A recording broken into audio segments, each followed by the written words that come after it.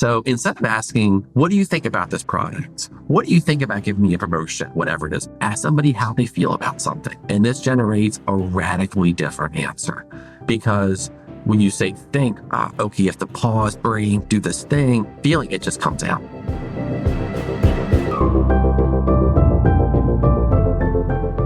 That's Joshua Bandoch. He spent over a decade researching the secrets of persuasion, which he's used to craft and communicate policies on issues such as poverty and social mobility to politically diverse audiences.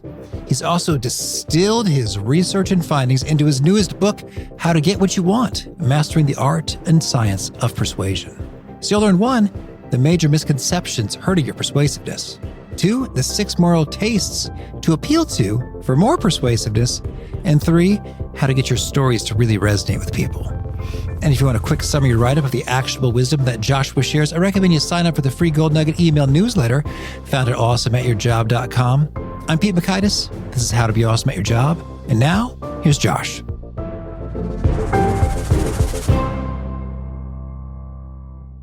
Josh, welcome. It is a pleasure to be here. Thank you so much. Oh, thank you. I'm excited to talk persuasion. And can you tell us what's perhaps the most surprising and fascinating thing you've discovered about persuasion from all your years of studying it?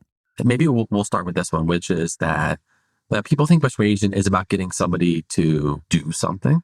And it's actually much more about removing barriers to doing things. And if you don't understand what's stopping somebody, they're never going to actually do what you want them to do.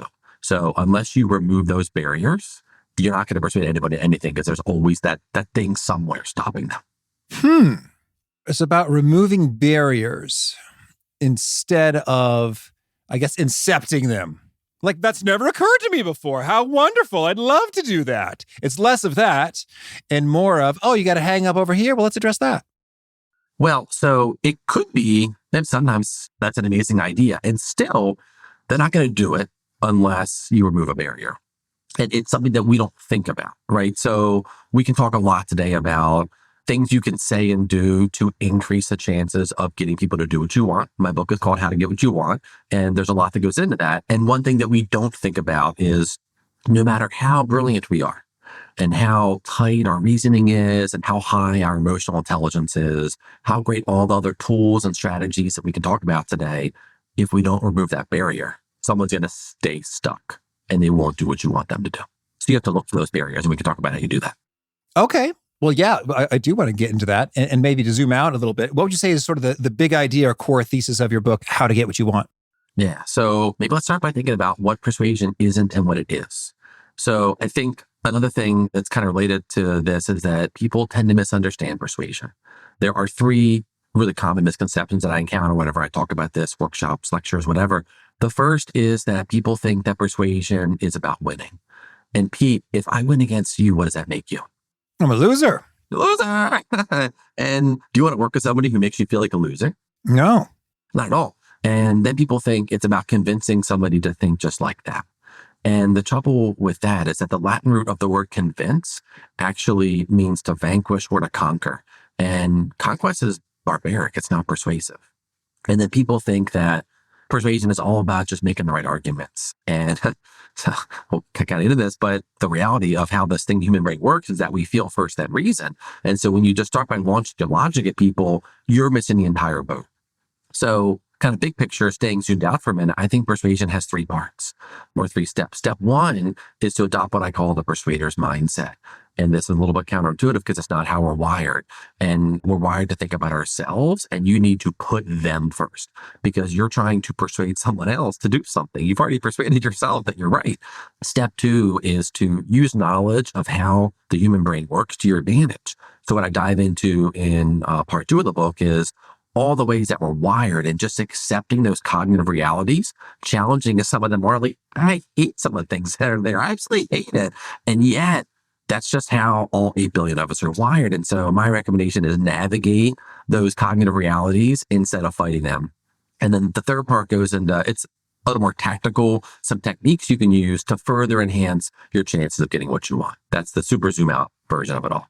Okay, super. Well, that all sounds really fun. I'd love to dig into some of those tactical tidbits, but can you tell us Really, what's at stake in terms of if we master this well, that's your subtitle, Mastering the Art and Science of Persuasion, what do we stand to gain or lose if we master this art and science versus if we kind of continue chugging along as mediocrely persuasive in our professional lives? Yeah. The difference between having a great idea and having someone else embrace that idea is persuasion. You might go to your boss and say, boss, I have a great idea. It might truly be a great idea. And if you don't present that idea persuasively, then it's not going to land the way you want it to. And then, I mean, sometimes we think we're being persuasive and it's actually the exact opposite. We're being aversive.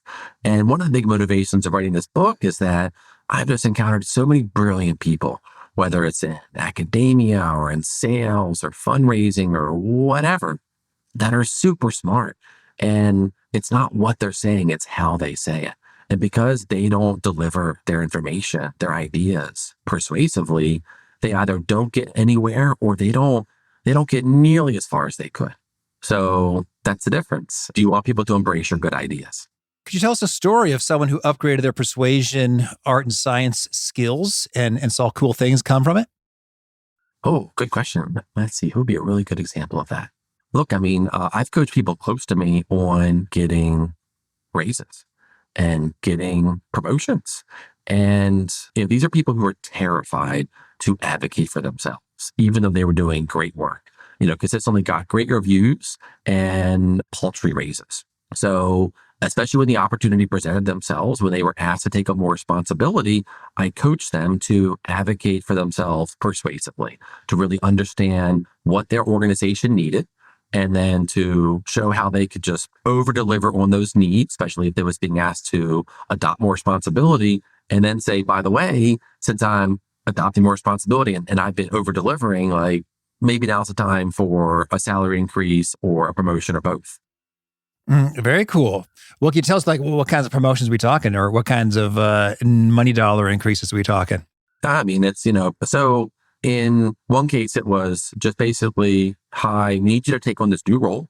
It's going to be a lot more responsibility, and we're going to give you a title that at best would seem like it's a lateral move to getting a title that was 2 levels up. And instead of getting no pay increase, I think it ended up being about an $8,000 pay increase plus like a $5,000 bonus. That's not bad when none of that was on the table. Mm-hmm. Very cool. Yeah. All those gains compound over time. Certainly. And it's so funny. I think I've been learning recently with regard to titles. Like I used to not care. I was like, oh, who cares? It's just a title, whatever. I'm coming to learn who cares is the next person hiring you. 100%. That's who cares. And then the money dollars attached to those roles. So that's who cares. 100%. And it doesn't cost your current employer anything to give you a better title right now. Yeah. And then 2 things happen when you apply for that next job, that you have that better title and they don't know that you're underpaid. So also, once you are in a higher title, even if you tell your employer, look, just give me a better title, 6 months down the road when you're over delivered, then you say, look, this is the pay range for this title and I'm below or at the very bottom of this pay range.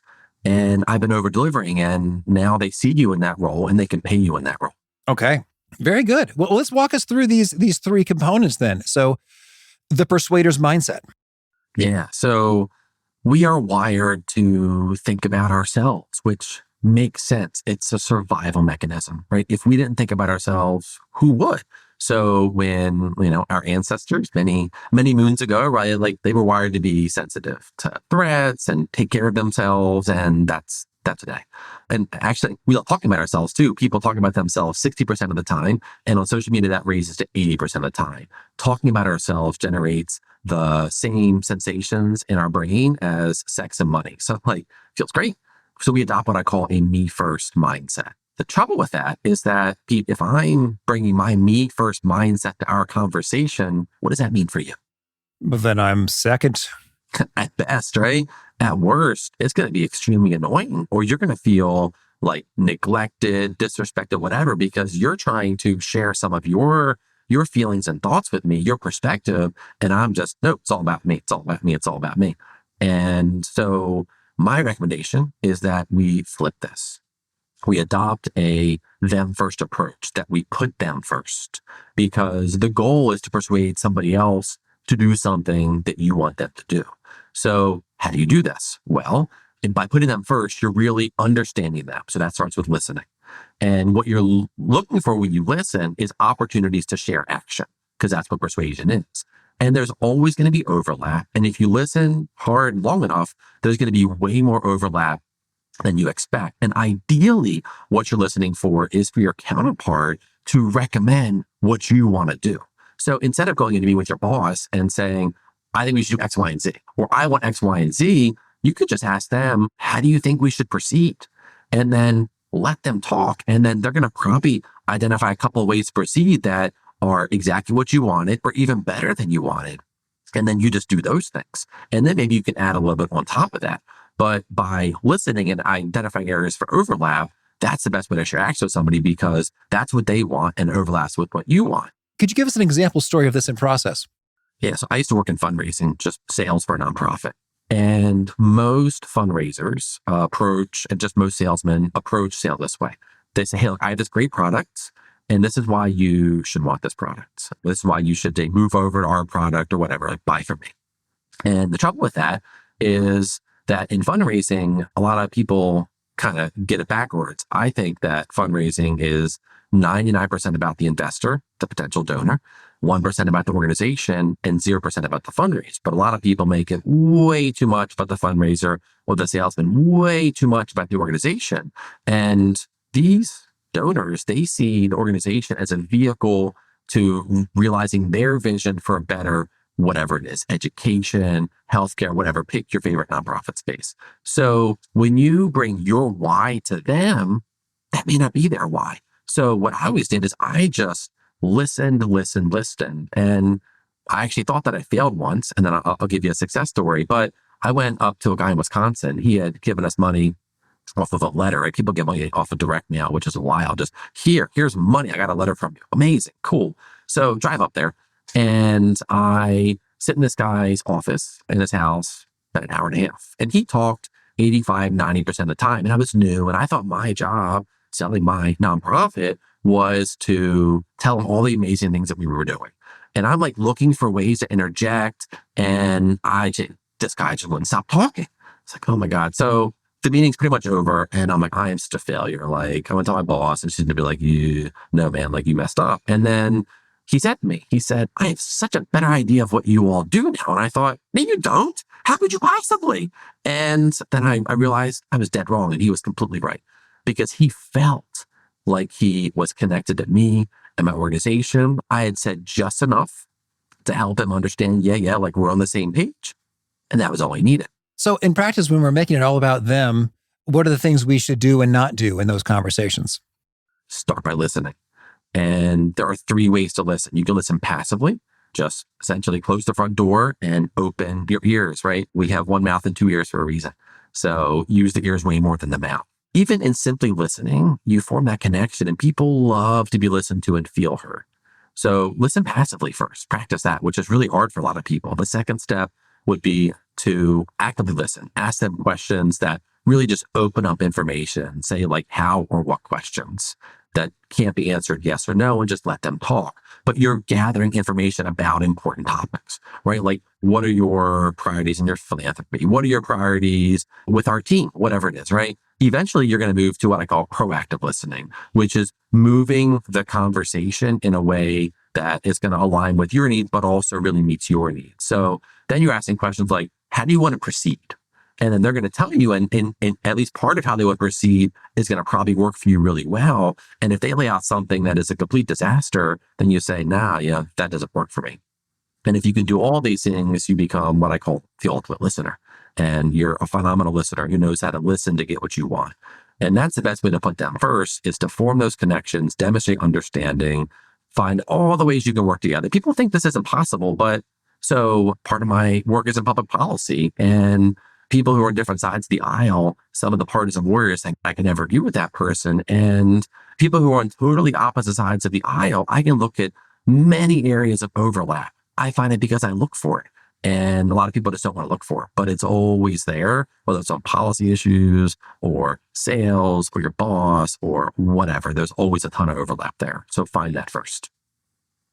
I like that a lot. And particularly that question, how do you want to proceed? Because I'm thinking about when I've been on the receiving end of sales pitches, a lot of the conversation is not how I want to proceed.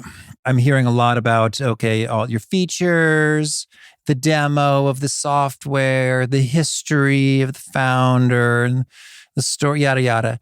And so I guess what I really, really want to know most of all is bring me the juiciest evidence that you can, in fact, solve my problem, make my world better. So a lot of times if that's like a marketing or operations kind of a thing, is like, show me some amazing case studies with really rich, lots of numbers and folks very much like me who did a thing and saw the result. Like, yes, like that gets me excited, as opposed to, okay, I guess that's cool that you can do that. But what I really want to know is that this is for real. I think about like AI stuff, for example. I don't know how many times I said, wow, that sounds like an amazing AI tool. Oh, except it won't actually do what I want it to do. So I guess we move on to the next. Because it doesn't meet your need. Yeah. Right. So unless I know what your needs are and I can frame things in terms of your needs, we're not going to get anywhere, or we're not going to get nearly as far as we could. If I understand, okay, so like, what do you need from your AI tool? Oh, okay, like there are these 3 things. Does my AI tool deliver that? Oh yeah, it does. And it delivers all of them. And on one of these, we are best in the business. So Pete, correct me if I'm wrong, please. These are your 3 priorities with what you need from AI. Yeah, okay, cool. Here's how we can meet those needs. I want you to know we are best in the business with this first one, and it's super important. And here's what distinguishes our product. We're really good with these other things too.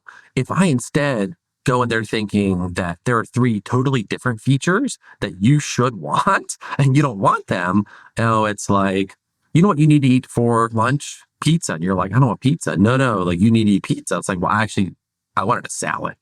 Hey, you know what you need? Pizza, right? Like this isn't going to get us very far. But if I understand that you want a salad, like, what do you want in your salad? Oh yeah, I can provide that. And a lot of people try to force feed people to see things the way that they see them. And there's only one person who sees things the way that you do anyways. That's you. Yeah. Well said. Okay. Well, let's talk a little bit about understanding how we're wired and accepting these cognitive realities. Tell us what are these troubling realities that we want to fight against and not accept? So there are 4 cognitive realities that I dive into in part 4, and it all starts with this first one. And I hate it because I'm a former academic, and academics are taught tight reasoning, well-written sentences, blah, blah, blah stuff, peer review. So academics think launch your logic at people, and the best logic and reasoning and data will like win the day. And this is how our brains are wired. We feel first, then reason. Sometimes it's feel and reason, sometimes it's feel, then reason, sometimes it's feel, and we never get to reasoning. We've all been there. I have. So what does that mean? That means that persuasion starts with feelings. So you need to start with feelings. So it turns out that people who through brain damage lose the ability to emote, their reasoning is actually impaired. So emotions actually improve our reasoning. So what this means partially is that the logic first approach to persuasion that a lot of people adopt, it's actually illogical because it's not how our brains are wired. And I fought this for a long time, and now I've just embraced it because our feelings, our emotions, our intuitions, they're really powerful, they're really quick, and they're grounded in reasons. When something doesn't feel right, when you reflect on it, there's almost always a good reason for that. So boom, I'm just going to trust my intuition. So you have to think about how you want your audience to feel and how you're going to generate those feelings, and also understanding how your audience is feeling, because maybe now's not the right time to engage somebody, or you just need to get a pulse on them. So here's a really stealthy way that your listeners can figure out how somebody's feeling. Ask them. So instead of asking, what do you think about this product? What do you think about giving me a promotion? What do you think about whatever it is, fill in the blank? Ask somebody how they feel about something. And this generates a radically different answer, because when you say think, okay, you have to pause, brain, do this thing, feeling, it just comes out. So just test this a couple of times. I encourage listeners, just test it like a friend or a spouse or partner, whoever. How would you feel about X? And you're going to get such different answers. They're unguarded answers. The mask drops, and people just tell you truthfully. So then you know how they feel about something. How would you feel about doing this thing? They'll tell you. So you have to start with feelings and just accept that that's a cognitive reality. It begs the question, what feelings are persuasive? And I'll get there, but I'll pause just for a second. Well, I like that distinction a lot, asking what do you feel about this as opposed to what do you think about this? Because I'm just thinking about any number of questions, like business to business enterprise, big kinds of transactions in terms of like, what do you feel about this? Like, well, I guess I'm kind of worried that you're going to go out of business in 3 years and we're going to be kind of in a tight spot because we're already like, roped into your solution. It's like, oh, okay, that's much better than what do you think? It's like, oh, this appears to meet our future needs. You get very different answers, and they're probably the ones that you want, is by asking, what do you feel about this? The thinking question gives you guarded answers. Well, I don't know. I have to think about it. Let me go back to my team, whatever. People don't, whether it's buying a house, buying a car, or making a big multi-billion-dollar deal, those things, ultimately, they all start with feelings. Even if you just feel like, I don't know if I can trust this person, or I trust Pete unquestionably. So if he tells me we're good, I feel good about this. So if I say, Pete, look, how do you feel about this? You say, Josh, I feel great. I think this is a great idea. You're like, man, it's like, and I'm like, well, what makes you feel that way? Look, we've been working together for years. I totally trust you. Cool. What more do you need to know? Well, that's just the 2 questions, the feeling question, the follow-up feeling question. What makes you feel that way? Okay, boom, there you go. And these are quick, unguarded, intuitive reactions that are grounded in reason, but they just come out, boom, and they're so powerful. Okay, what's next? So then the question is, well, what kinds of feelings are persuasive? And we live in an age of toxic polarization. When I was writing the introduction to chapter 4, which is where this comes from, I looked at the homepages of Fox News and MSNBC, and I found collectively over probably about 200 articles, I found one positive article, one. So the data would indicate that negative feelings are persuasive because they were all negative. And I would ask you, I'll kick it over to you. If you think about some of the most persuasive Americans of the 20th century, don't have to be partisan about it. Just people you're like, yeah, like they were really persuasive. Who are some of the folks who come to mind? Oh, I guess I'm just thinking about, we say famous in 20th century, I'm just thinking about famous speeches, JFK, MLK, they all have initials, I guess. Yeah. Exactly. Yeah. And then could I add like Ronald Reagan, Barack Obama to that? Sure. So JFK, he said, ask not. Martin Luther King Jr. said, I have a dream. Ronald Reagan saw America as a shining city. And Barack Obama talked about hope and change. And it's like, okay, those are all positive things. No one ever says, oh, no, not JFK, Walter Mondale. No one says, oh, no, not Martin Luther King Jr., Malcolm X. No one says, not Ronald Reagan, Barry Goldwater, right? So we know intuitively, really, we know what kinds of feelings are persuasive. Positive feelings. And the best leaders and the most persuasive people, they are for things. So how do you generate positive feelings? You be for something. You think about what you are for and you lead with that. So if you are a leader of a company, like what are you for as a leader? What is your company for? How do you lean in with those things? In my policy space, I work in opportunity policy. So I'm for opportunity. I'm for independence. I'm for dignity through work. I'm for strong families. I'm for communities, all these things, right? In my personal life, I'm for empowering people to unleash their potential. That's what this book is about, because it's going from great idea to presenting that great idea persuasively. Boom, potential unleashed. So it's like, what are you for? How do you lead with those things? And how do you use that to generate persuasive feelings? That's interesting. In terms of being legendary, long lasting, the positive being for something resonates and inspires. And yet in terms of grabbing our immediate clicks, it seems like the negative does better. Like I'm just imagining, like, let's say I've got a sea of YouTube thumbnails and titles, and yours talks about what you're for. That might be a bit of a snooze in terms of, oh man, this one's terrifying. What's that about? Click. Yeah. As opposed to if I'm actually strapped in for the speech, yeah, the inspirational stuff will linger for the ages. And the deep down wiring reason for that is that we are wired, go back to the wiring again, So we are wired with something called negativity bias. And this is a survival mechanism. The problem is, while it helps us survive, it impedes thriving.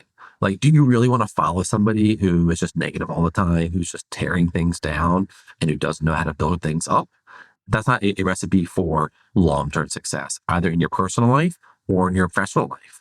If you're a manager who just goes out and says, well, this is all terrible, maybe, but like, what are you, what is the organization, what is your team for? Like, where are you going? And what are these things? Because it's those positive things that motivate people to do things repeatedly over a long period of time. So it's essentially fighting your wiring, but also trusting your intuitions, because people give the same answers that you did, JFK, Martin Luther King Jr., like people like that. Like, we know deep down. So it's fighting part of our wiring, but also kind of trusting our intuitions a little bit. Okay. And so we feel first, then reason. What feelings are persuasive? What's the next piece about feelings? Well, so then how do you generate feelings before something? And then what are the best mechanisms for that? Okay. So two.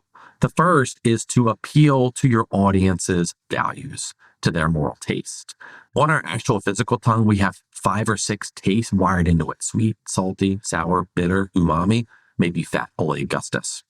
In the same way, hundreds of thousands of survey responses, research from moral psychologists that's been, I think, widely validated, show that just like we have these visual taste receptors on our tongue, we have 6, maybe 7 moral taste receptors that are wired, and that's important, into our hearts and minds. They are care, essentially sensitivity for suffering; equity, a concern for equal outcomes; proportionality, which is about hard work and merit; authority, which is about hierarchies; loyalty, which is in-group, out-group; purity, which is like things that are sacred or things that are disgusting; and then liberty, essentially being free to live how you want. So I say wiring because research shows that 30 to 60% of our values are wired into us. We know this through studies of twins. They're actually, so like our values are at least 30% genetic, which means that rather than hating somebody because they have different values than you just accept that that's largely wired into them. So what you're trying to do is understand the sorts of values that resonate with your audience and then appeal to those tastes. This is important because would you serve a vegetarian veal? Would you force feed bacon to somebody who keeps kosher? I hope not. So in the same way, you're simply accepting your audience's values and trying to frame things in their terms. And then what's the absolute best way to do that? It's to tell stories. So let me give you an example from the policy space to make this a little bit concrete. There are these things called occupational licenses. They are a government permission slip to work in industry. So about 1 in 4 Americans need an occupational license to do a job. Sometimes this makes sense. I don't want my surgeon to not be like licensed. Fine. In some cases, these burdens are either too big or even unnecessary altogether. So there are a lot of fields like in Illinois, it takes a year to go to cosmetology school to get a license to be a barber. And that's just not necessary, I don't think. So when I present my recommendation, which is to reduce or eliminate these burdens, I have to still be really mindful of how I frame that. So if I'm talking to somebody who's more progressive, then I'm going to talk about how the current laws are inequitable, right? The equity thing, and how they're uncaring. So here's what I would say. And then I would ground this in data. Data is important too, right? We feel first, then reason. So there's data, I believe it's from the Minneapolis Fed, that shows that Blacks and Hispanics are disproportionately hurt by like a really big gap by occupational licensing laws. So it's inequitable and it's uncaring to these groups. And these laws also hurt poor people more. This is all true, grounded in a ton of data, and I'm framing it in their terms. If by contrast, I'm talking to a conservative or a libertarian, I'm going to say that these laws are unfair because it impedes on somebody's freedom to work in a space, and hard work, proportionality, hard work should determine how successful you are.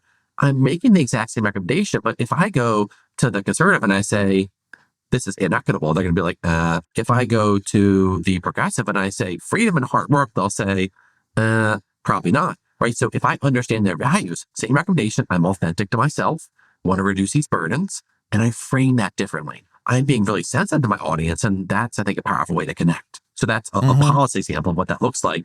You can do that in your business space, your personal space too, by understanding what somebody's values are and appealing to them rather than beating them over the head and force feeding them with your values. Right. I think these 6 are a phenomenal starting point and really good to stretch you, to flex you into different ways of speaking about the same suggestion for different audiences. But then you might also have very specific things that are totally vibe for someone, like Yeah. someone super into safety, someone Yeah. super into maximizing their wealth, someone super into having a really fun time. And so you could do the macro and the micro customization. That's a total yes and 100%. So these are kind of big picture things, just like in general things people are sensitive to. And then totally like these things manifest themselves in people in different ways. Hard work and freedom might manifest themselves in some person is like, that feels a little greedy. Okay, fine. Or like super greedy. So they can manifest themselves in a different way, like care or loyalty isn't only one thing. So you have to individualize it 100%. Because even if someone is like, they're sensitive to care, equity, like what exactly do they care about? What exactly sets them off? Absolutely. Okay. Well, so tell us about telling great stories. Yeah. So before we are logic processors, we are story processors. And stories are by far the most persuasive tool that exists. If you can give a 30-minute PowerPoint presentation chock full of data and 7-point font, airtight logic and everything, or you can tell a 30-second story, you got to tell the story. You got to tell the story. So just an example again from my policy space. There was a report that came out about a year and a half ago from a Harvard professor talking about social mobility. And it says that the single biggest driver of whether somebody experiences social mobility in their life is whether they grow up in an environment, not at home, but in an environment where adults work. I've tried for a year and a half to explain that report clearly, that's the best I can do. Even that's a little confusing for me. So I could do this. Just after that report came out, I was at a conference talking to a colleague of mine, and she was talking to a foster mom. And that foster mom said that her foster kid came up to her and said, "Where do you go all day?" The answer is Work. Work. An adult going to work was a foreign concept for that kid. How can you possibly expect that kid to understand how important work is to your professional and personal success if he's never seen an adult go to work? That's the story version of that. So you gotta start with stories. And the question is, well, what kinds of stories? Because we hear stories, fine, stories. There are hundreds, thousands of great books tell stories. And I think one of the unique things about my book really is what kinds of stories. It's morally motivating, emotionally intelligent stories. So people need to feel something. What are you trying to get them to feel? And especially making these moral appeals gets them to feel those things. So tying back to the couple of things we've just discussed. So you mentioned that stories are more impactful and persuasive than logic. Can you expand on that? Absolutely. One of the hats I wear is I work in opportunity policy and I'm working to alleviate poverty. So I get up and talk in front of all kinds of groups of people, and they have to know that I get it, but also that I'm authentic and that I care about this. And when I'm up there talking about poverty in a suit, and this is not a very impoverished look. So I have to disarm them right away. The last thing I would ever want to do is go up there and say, the Census Bureau shows that 12% of Americans live below the poverty line, which is X dollars, right? And just go into these sorts of things. Terrible, boring snooze. And they have to know that I care about that stuff. So I just reach for the most authentic personal story that I have, and that's my family.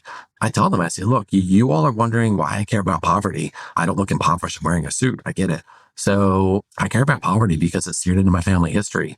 My mom grew up dirt poor. My grandmother had to raise 5 kids by herself. They were so poor that my grandmother had to count pennies. And see, sometimes I even get emotional doing this, which I am right now, so I'm sorry. And every year my mom wanted that there going to be presents around the Christmas tree because most years there weren't. And that poverty scarred my mom and her siblings. And I don't want anybody to suffer through poverty with the way that my mom and her siblings and my grandmother did. So that's why I care about poverty, because it's a terrible scourge and I want to do everything I can to reduce or eliminate it. Yeah, totally. And you can see, I mean, the story hits home and is memorable and touching and impactful. And the statistic is just like, okay, those are some numbers. It'd be nice if we had better numbers than that, as opposed to something really heavy that sits with you with your story. And it's so raw where I pause there. Sometimes I've just started crying because it's authentic and it's real and it's emotional. And I don't do it on purpose. It's kind of embarrassing. And yet when it's happened, people come to me afterwards and say, wow, man, like that was really powerful. So they know, they feel so viscerally that like I'm all in on this stuff. I am totally authentic. They can trust me and they can work with me in a way that my presentation of the data, as exact and compelling as somebody might think it is, that will never come even close to what I can do with an emotionally intelligent, morally motivating story. And I'm curious, just like an ordinary businessy world, it's like, I've got a cool idea. I would like my boss to do it. I would like for him to feel excited about my idea and the possibilities for what could happen if we did it. So what kind of stories do I create in that context? Part of it is trying to grab real stories. So like if you're presenting, say, your manager, tell stories about the great things that everyone on the team did. Bob did this, Susie did that, Maria did this, Andre did that. Tell stories about what they did because it makes it real. It celebrates your teammates. Those are tangible actions that they took. You're also trying to craft meta stories for an organization. If you're like a leader, CEO on the board, whatever, that's like the vision there, the really big picture things about what you're doing and who you are and what they care about. So try to tell real stories. You don't even have to make things up. I mean, sometimes you can, hey, like imagine a situation, but first try to grab real stories that are authentic to you. Maybe it's something personal, good or bad that happened, and start with that. Because if you're trying to solve a problem, maybe you need to start with a story that's like, our customer or I or somebody, like we had this problem. And here's a story about that. And then there's a story about how you can solve that problem or how that product has solved the problem. So if you're talking to a client and they're like, well, why would I buy from you? And you're like, well, let me take a story about another one of our clients. And you can tell them a story about how your product solved their problem, which incidentally is the same problem that this potential client is having. So instead of saying, let me show you the data, right? Our product is 27% better than the nearest competitor. On this metric, we are 12% better. On this metric, we are 37% better. On this metric, we're 19% better. Just tell them a story about how one of your customers, their performance, their profit, whatever, just skyrocketed because of your product. And that's going to stick. Instead of the data, tell them about, like company X. Company X did this. They worked with us. It was great for them. Okay. Well, tell us any other top do's and don'ts to put out there before we hear about some of your favorite things. Yeah. So chapter 8 is called Go Beyond Words. And we think that persuasion is all about words. They're super important. And there's so much more that goes into persuasion than words. So I'll flag 3, because we have control over them. The first is to be likable. Doesn't mean that people will like you, but be as likable as possible. And we tend to underestimate how important this is. And just think about a time when you liked what somebody was saying, and because you didn't like that person, you're like, nah, I'm not going to work with them. I'm not going to do this. So be likable. The second is to be curious. And that actually makes you more likable. And that goes back to the questions, right? Take an interest in the other person. People love talking about themselves. So be curious about them and about what their priorities are. And the last is to control your tone. Because if I say, Pete, that's a great idea. Okay, he probably thinks it's a great idea. If I say, Pete, that was a great idea. Now the exact same words. And you got it, especially when you're not calm, maybe you're nervous, you're overwhelmed with negative emotions, you got to control your tone because we can intuitively pick up on that tone. And it's like, what's going on there? Which also means listen for tone in your counterpart. While you try to remain super calm, because that's the best tone, calm. If you notice that somebody is a little anxious, again, that's actually where those feeling questions, how do you feel about this? I don't know, man. Like, I'm not sure this works for me because of X, Y, and Z. So watch your tone and watch their tone too. Big thanks to Josh for sharing his wisdom with us. And big thanks to our sponsors. Check them out. One sponsor to check out is Narwhal. I am so impressed with the Narwhal Flow 2 vacuum and mopping robot. I have tried 3 other robots in the past, and this is far and away my favorite. It just gets the job done without me having to babysit it. It's quieter, smarter, prettier, easier, and higher performing than any other floor cleaning robot I've used. Their Flow Wash mopping system has 16 nozzles spraying fresh water continuously. They've also got a wastewater extraction and storage system to prevent residue and odors. It adapts to wet and dry messes with their Narmind Pro autonomous system. It gets back to its all-in-one base station without any trouble or requiring any help or intervention from me. It never just stops working in the middle of the floor or gets all tangled up in a cord. It's everything I've always wanted from a cleaning robot, but have not had until now with Narwhal. So if you want to treat your home to spotless, fresh floors, visit us.narwhal.com/Pete. That's us.narwhal.com/Pete. One sponsored checkout is Shopify. When you're starting something new, what ifs abound. What if I fail? What if nobody cares? What if nobody buys my stuff? Shopify can help make things easy. Shopify is the commerce platform behind millions of businesses around the world and 10% of all e-commerce in the U.S., from household names like Magic Spoon and Allbirds to brands just getting started. Shopify facilitates everything from inventory to payments to analytics and more. No need to use a dozen different software tools. Everything's all in one place, making your life easier and your operations smoother. And what if you get stuck? Well, Shopify is always around to share advice with their award-winning 24/7 customer support. You can get started with your own design studio with hundreds of ready-to-use templates. Shopify helps you build a beautiful online store that matches your brand style. It's time to turn those what-ifs into ka-ching with Shopify today. Sign up for your $1 per month trial today at shopify.com/awesome. Go to shopify.com/awesome. That's shopify.com/awesome. Ka-ching.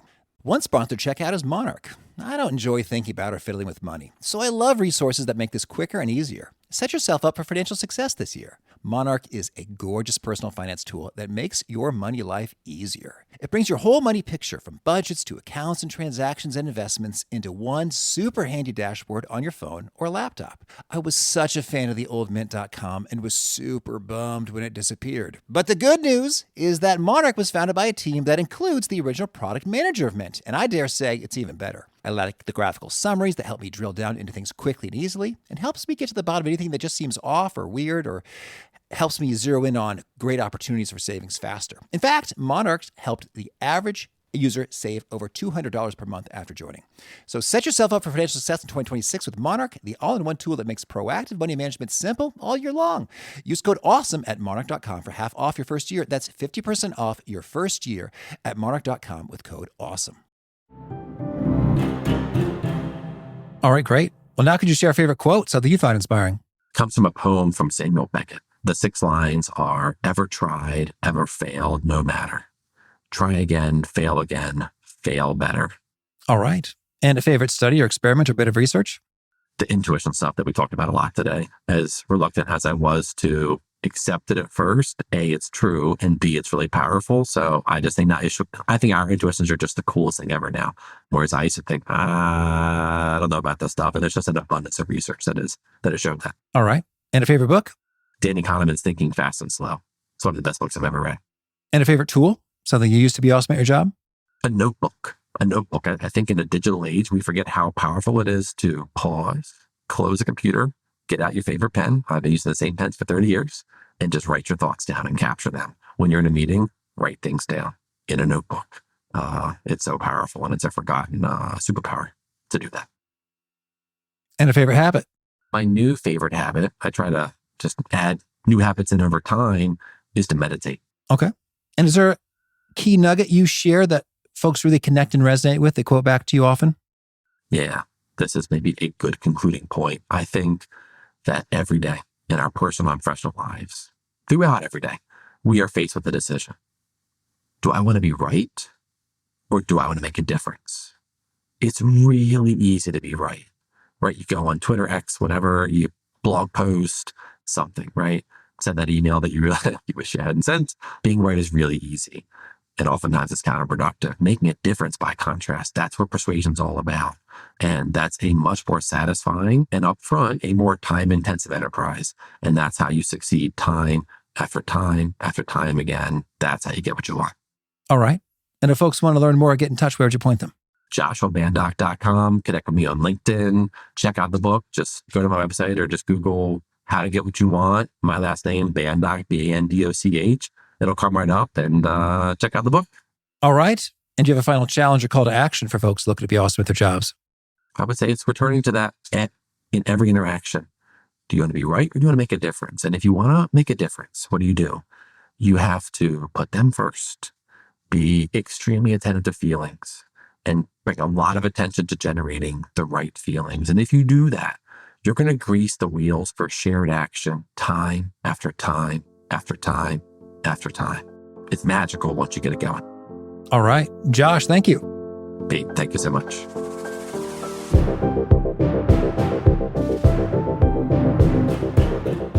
I think I'm going to forever remember Joshua's wise counsel on not asking, so what do you think? But rather asking, what do you feel? Because I can see it in myself. I say different things, and the things that are most useful to know come out more so when I ask, how do you feel?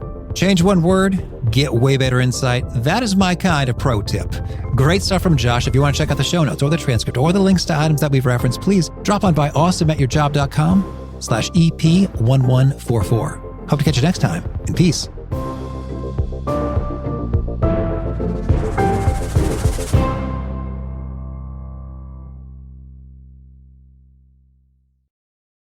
Working across teams is tough, but Asana helps you handle it. Asana AI can spot roadblocks and assign work to keep everything on track. That's how work gets handled. Visit us at asana.com.